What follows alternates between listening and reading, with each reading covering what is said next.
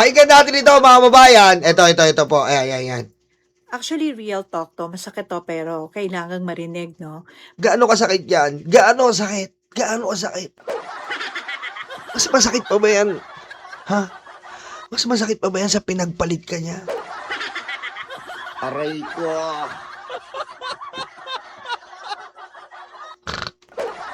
Mas masakit pa ba dun yan?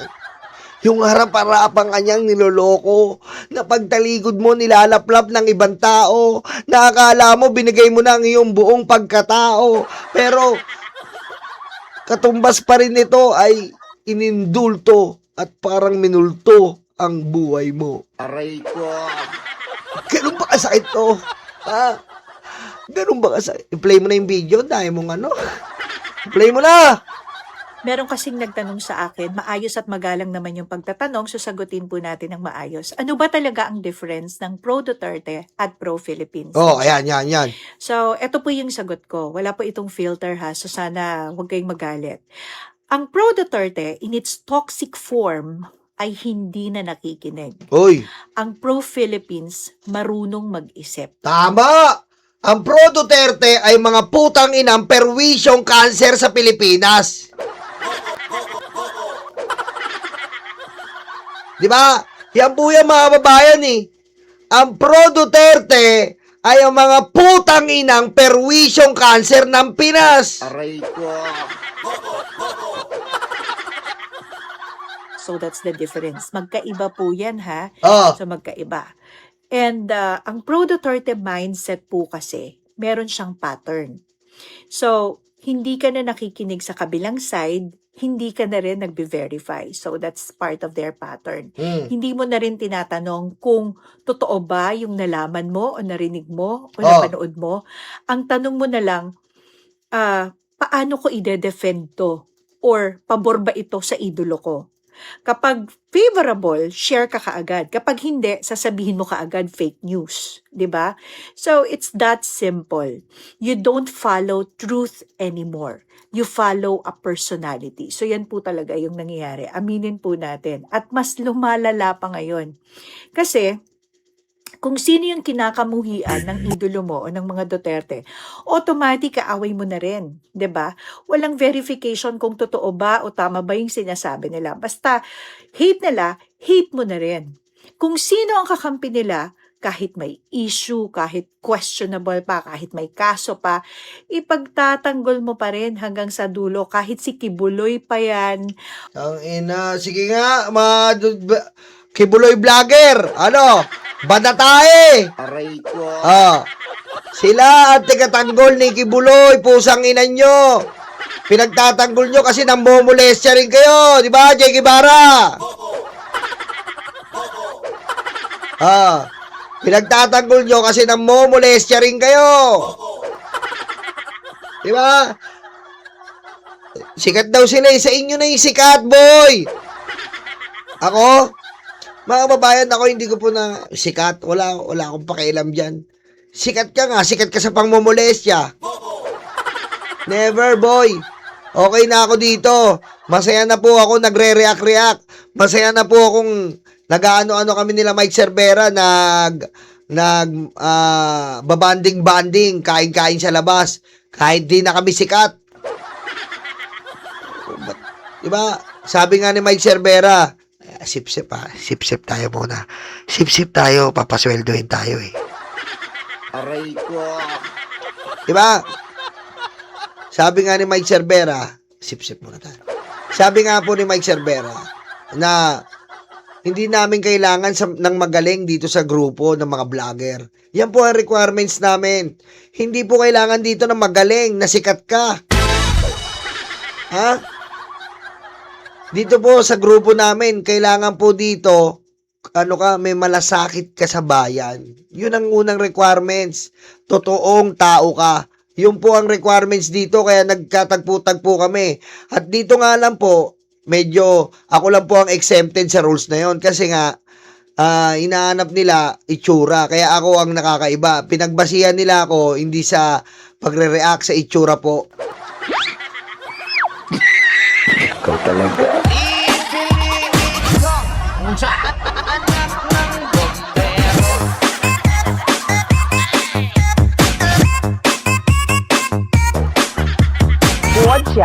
国家出席习近平 Di ba? Kasi walang magdadala ng grupo, kaya ako siguro napili. Medyo tanggap ko na rin. Aray ko. Di ba? Yan po, diretso natin.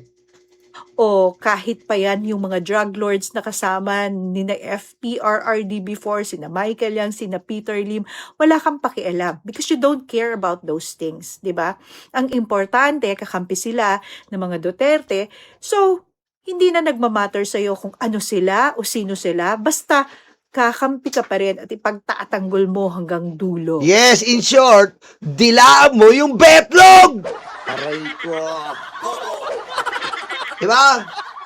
In short, didila ka sa kanila, sa kanilang betlog at sa kanilang kuyukot! Aray ko.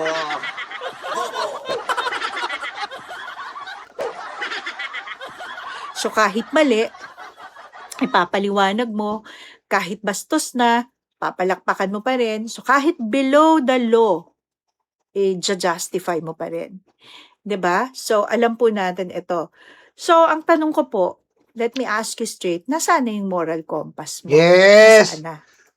Ladies and gentlemen, people of the Philippines, imploring the aid of the Almighty God. Aray ko. You know, every people, even two lost lonely people, huh? Every people, or even the two lost lonely people in the world, have a moral compass.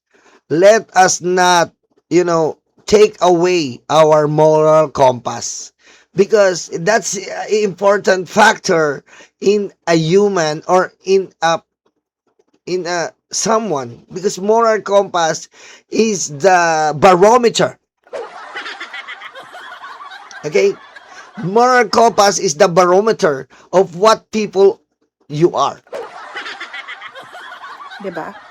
Tapos eto may point pa na hindi na to politika. Ah. Kapag kaya mong i-twist yung facts, Ah. i-bend mo yung batas, Ah. at gamitan pati yung Bible verses. Marami pong gumagamit nito ngayon ng mga panatiko ng mga Duterte Yeah. para lang ipagtanggol yung idolo mo at ang mga ginawa nila. You are using Bible verses and you are using God. Yeah! Tamo na, pasigaw si ate. God!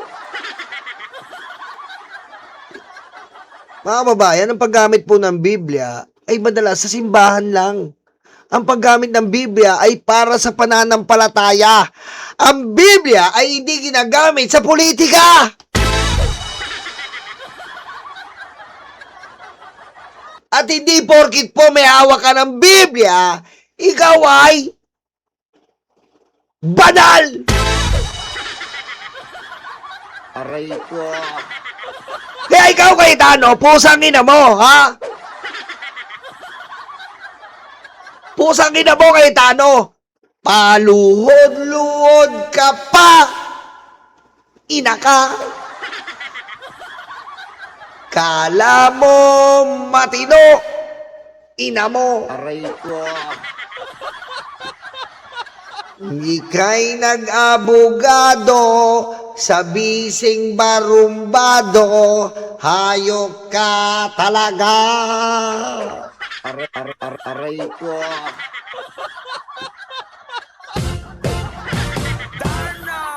Nagagalit yung... Alam mo, nagagalit na yung dimple ko, ah. Nagagalit yung dimple ko. Aray ko. Diba, Corduo? Tama. Blasphemy yan. Alam mo ba yung blasphemy? Aray ko.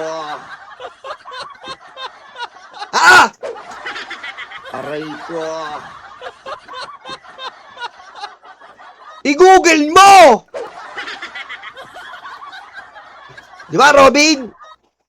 Google mo yung blasphemy.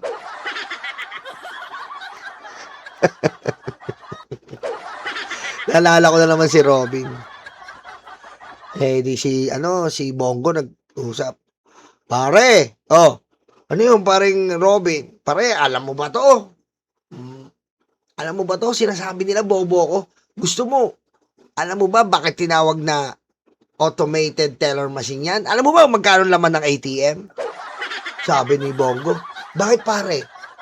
Napag-aralan mo ba yan? Alam ko yan. Kasi sinasabi nila bobo ko eh. Oh, alam mo kung magkano laman ng isang ATM? Magkano ba pare Robin? Sabi ni Bongo. Ang laman yan, tol. ATM. Aray ko.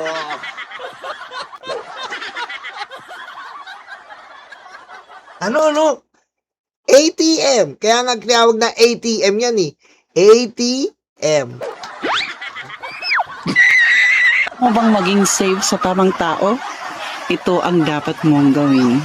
First step, second steps, helmet. Sabi nanay ko, hotdog, yung binili mo potlong, tapos nagreklamo nanay ko, nagalit ka?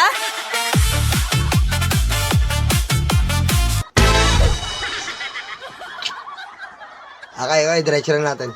So, ang tawag po doon ay hindi na supporter. Panatiko ka na talaga. That's legit na fanaticism. At oo, masakit yun pakinggan, totoo. Pero yun na po talaga yun eh. At eto pa, may mga pagkakataon na kahit mali, kahit bastos, kahit below dignity, pinapalakpakan pa ninyo. Naalala po ba ninyo nung minura ni FPRRD si God? And when he mocked God, that should be your turning point. Kung Katoliko ka, that should be your turning point. So para na rin natin ginawang halimbawa, I don't know if you will consider this as exaggeration, but that's how I see it. Kung nag-away si God at si Duterte, parang mas pinili mo pa na pumanig kay Duterte until now. Lupit na. Aray ko.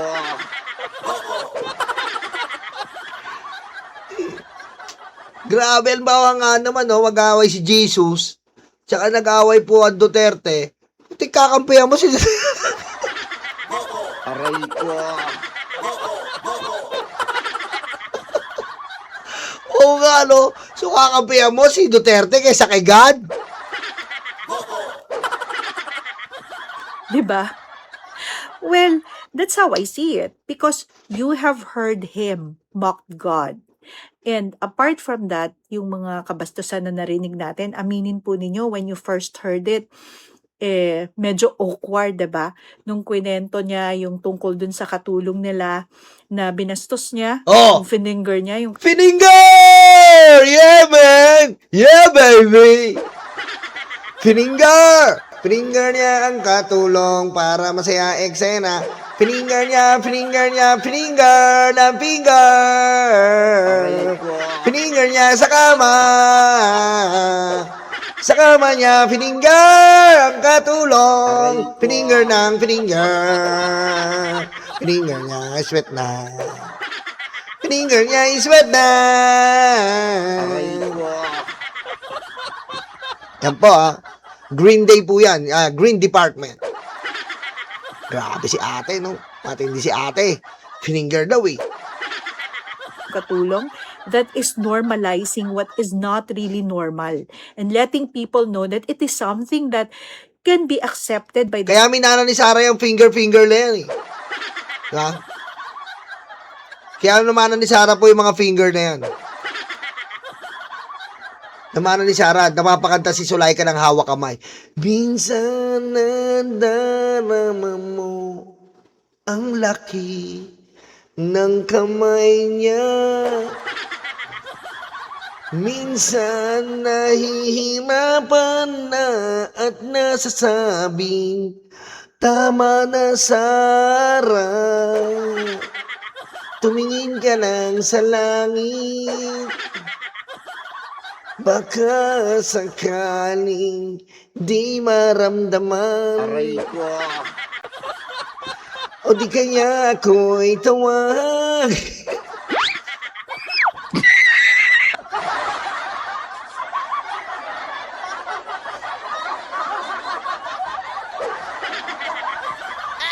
Ay, nako, diretso natin. society and that can be morally accepted, which is not right, 'di ba? Ano po yung naging reaction ninyo nung narinig nyo yun? Natuwa ba kayo? But some people, they even clap. Pinalakpakan pa. At syempre, Ang pangit ng boses mo, sabi ni Joseph Ralphs. Oh, yan ha. Matagal lang. Matagal lang pangit boses ko. Aray ko. Ay, magsabi maganda boses ko. Pangit po boses ko, dahil kung maganda boses ko, putik, artista to, boy! Diba? Ang hina talaga ng logic ng mga DDS. Kasi kung pangit, kung maganda po boses ko, walang Ogie Alcacid. Diba? Walang Bugoy Drilon. Aray ko. Diba? Mahina. Pangit talaga boses ko kasi kung maganda yan, putik wala tayong vlog. Mahina. Galingan nyo pa, galingan nyo mag-comment. Putik. Ayusin nyo yung comment nyo, galingan nyo. Sabi ko sa inyo, hindi nyo kaya yung... Sabi ko sa inyo, hindi nyo kaya yung left hemisphere brain ko. Left pa lang yan, ha? Ha? Left, ha?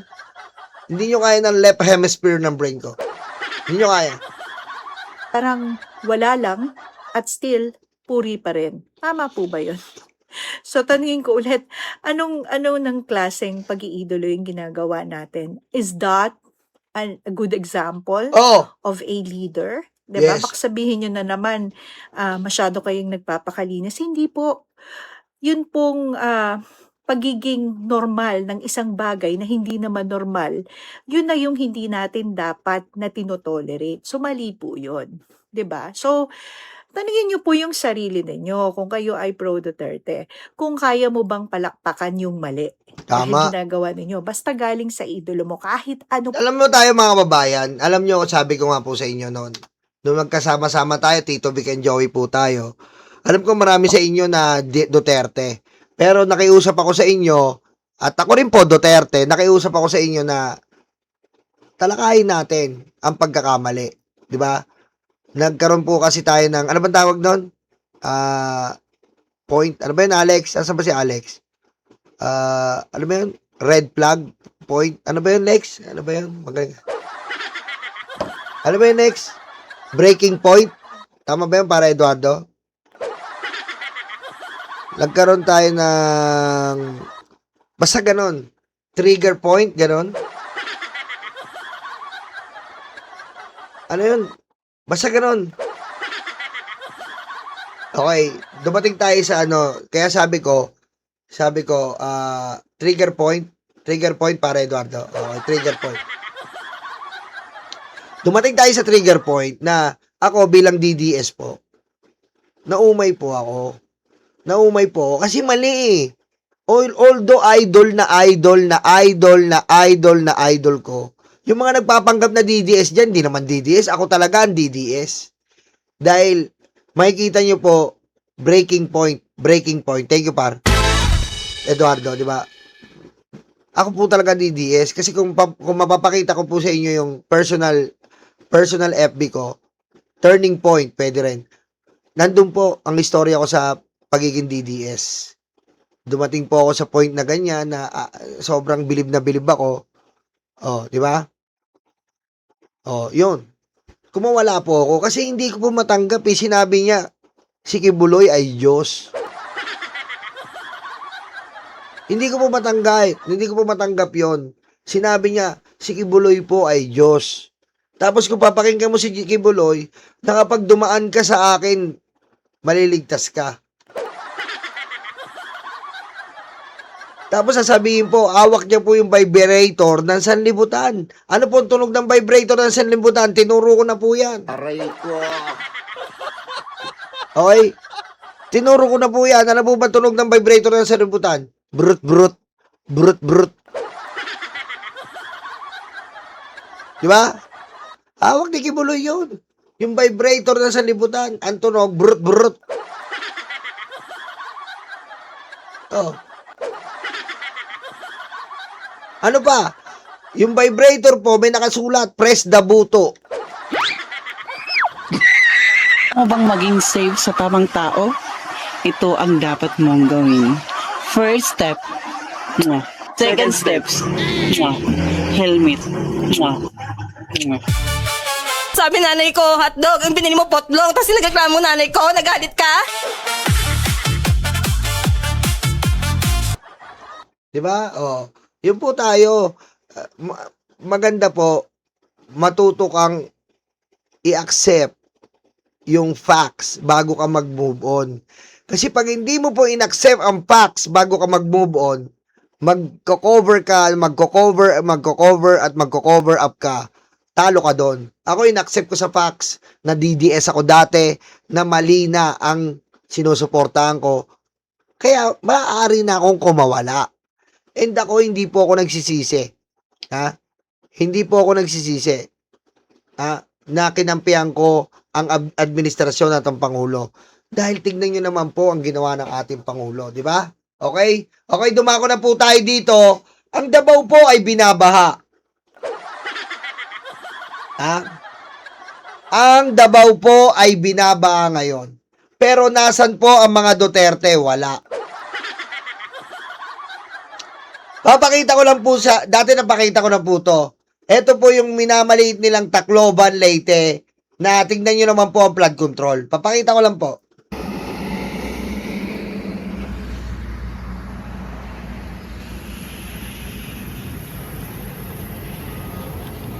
Oh. Ayan guys, nandito tayo ngayon sa Tacloban City.